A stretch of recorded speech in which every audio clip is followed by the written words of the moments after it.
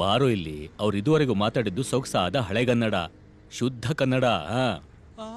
ಹೌದಾ? ಆಹಾ, ನೀವ್ ಹೇಳಿದ ಪಂಪ ಕವನ, ನಿಮ್ಮ ಸಂಭಾಷಣೆಯಲ್ಲಿದ್ದ ಆ ಶ್ರೇಷ್ಠ ಮುದ್ದಣ, ನಿಮ್ಮ ಕನ್ನಡಾಭಿಮಾನ ತಣಿಸಿತು ನಮ್ಮ ತನುಮನ. ನಿಮಗಿದೋ ನಮ್ಮ ನಮನ. ಅಯ್ಯೋ, ನನಗಿದ್ ಬರ್ಲಿಲ್ವೇ? ನೋಡಿ ನಾಯಕ್ರೆ, ನಾನೊಂದು ಮಾತು ಹೇಳ್ತೀನಿ, ಯಾರು ತಪ್ಪು ತಿಳಿಬಾರ್ದು. ಕನ್ನಡವನ್ನು ನಾವು ಉಳಿಸಬೇಕಾಗಿಲ್ಲ. ಯಾಕಂದರೆ ಕರ್ನಾಟಕ ಅನ್ನೋ ಶಬ್ದ ಅತ್ಯಂತ ಪ್ರಾಚೀನವಾದದ್ದು. ಎಲ್ಲರಿಗೂ ಗೊತ್ತಿರೋ ಹಾಗೆ ಮಹಾಭಾರತ ಅಂತ ಪ್ರಾಚೀನ ಕಾವ್ಯದಲ್ಲಿ ಕರ್ನಾಟಕ ಶಬ್ದದ ಪ್ರಸ್ತಾಪವಿದೆ. ಈ ನೆಲವನ್ನು ವಿಶ್ವ ಪ್ರಸಿದ್ಧರಾದಂತಹ ಅಶೋಕ ಚಕ್ರವರ್ತಿ ಆಳಿದ್ದಾನೆ. ಶಾತವಾಹನರು, ಕದಂಬರು, ಗಂಗರು, ಚಾಳುಕ್ಯರು, ರಾಷ್ಟ್ರಕೂಟರು ಇಂಥ ಅನೇಕ ರಾಜಮನೆತನಗಳು ಈ ನೆಲವನ್ನು ಆಳಿವೆ. 1000 ವರ್ಷಗಳ ಹಿಂದೆ ಮಧ್ಯ ಭಾರತದವರೆಗೆ ಹೋರಾಡಿದಂಥ ಮಾನಸಿಂಗ ಕನ್ನಡಿಗ. ಕಂಚಿಯ ಪಲ್ಲವ ಪರಮೇಶ್ವರನ್ನು ಸೋಲಿಸಿ ತನ್ನ ಕಂಠಿ ಹಾರವನ್ನು ಕಿತ್ತಂತಹ ಭೂವಿಕ್ರಮ ಕನ್ನಡಿಗ. ಲೋಕಪ್ರಸಿದ್ಧ ಗುಮಟೇಶ್ವರ ಮೂರ್ತಿಯನ್ನು ಶಾಶ್ವತವಾಗಿ ನಿಲ್ಲಿಸಿದಂಥ ಚಾವುಂಡರಾಯ ಕನ್ನಡಿಗ. ಉತ್ತರದ ಭೂಪಹರ್ಷ ಚಕ್ರವರ್ತಿಯನ್ನು ಸೋಲಿಸಿ ದಕ್ಷಿಣ ಪಥೇಶ್ವರ ಎಂಬ ಬಿರುದನ್ನು ಪಡೆದಂತಹ ಇಮ್ಮಡಿ ಪುಲಕೇಶಿ ಕನ್ನಡಿಗ. ಸಿಂಹಳದಿಂದ ಹಿಮಾಲಯದವರೆಗೆ, ಗುಜರಾತ್ನಿಂದ ಬಂಗಾಳದವರೆಗೆ ಅಖಂಡ ಭಾರತವನ್ನೇ ಗೆದ್ದಂತಹ ರಾಷ್ಟ್ರಕೂಟರ ಗೋವಿಂದ ಕನ್ನಡಿಗ.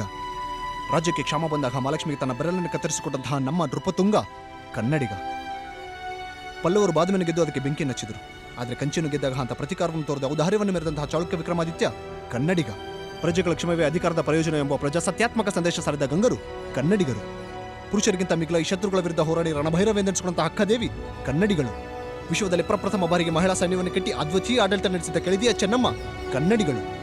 ಬ್ರಿಟಿಷರ ವಿರುದ್ಧ ಖಡ್ಗ ಹಿಡಿದು ಹೋರಾಡಿದಂತಹ ವೀರರಾಣಿ ಕಿತ್ತೂರು ಚೆನ್ನಮ್ಮ, ಕ್ರಾಂತಿವೀರ ಸಂಗೊಳ್ಳಿ ರಾಯಣ್ಣ ಕನ್ನಡಿಗರು. ಲೋಕಚರಿತ್ರೆಯಲ್ಲಿ ಅಪೂರ್ವವೆನಿಸಿದ ಸಮಾಜೋಧಾರ್ಮಿಕ ಕ್ರಾಂತಿ ಮಾಡಿದ ಬಸವಣ್ಣ ಕನ್ನಡಿಗ. ಇಂದು ಅಂತಾರಾಷ್ಟ್ರೀಯ ನಗರವೆಂದು ಕರೆಸಿಕೊಳ್ಳುತ್ತಿರುವಂತಹ ಬೆಂಗಳೂರು ನಗರ ನಿರ್ಮಾಪಕ ಕೆಂಪೇಗೌಡ ಕನ್ನಡಿಗ.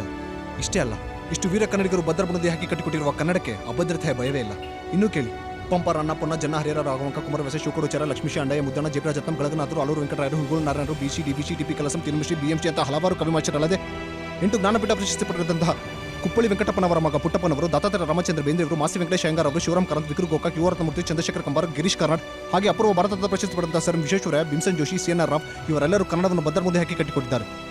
ಹೀಗೆ ಧಾರ್ಮಿಕವಾಗಿ, ವೈಜ್ಞಾನಿಕವಾಗಿ, ಶೈಕ್ಷಣಿಕವಾಗಿ, ಕ್ರೀಡಾತ್ಮಕವಾಗಿ, ರಾಜಕೀಯವಾಗಿ ಕನ್ನಡವನ್ನು ಮುಖ್ಯವಾಹಿನಿಗೆ ತಂದಂಥ ಮಹನೀಯರು ನಮ್ಮ ಕರ್ನಾಟಕದಲ್ಲೇ ಇರುವಾಗ ಯಾರೇ ಎಷ್ಟೇ ಕತ್ತಿ ಮಸಿದ್ರೂ ಅಖಂಡ ಕರ್ನಾಟಕವನ್ನು ಅಲ್ಲಾಡಿಸೋದಕ್ಕಾಗಲ್ಲ.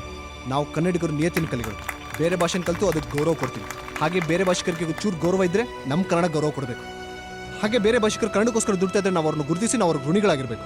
ನಾವು ಬೇರೆ ಭಾಷೆಗಳನ್ನ ದೊಡ್ಡಮ್ಮ ಚಿಕ್ಕಮ್ಮ ಅನ್ನೋ ಭಾವನೆಯಲ್ಲಿ ನೋಡ್ತೀವಿ.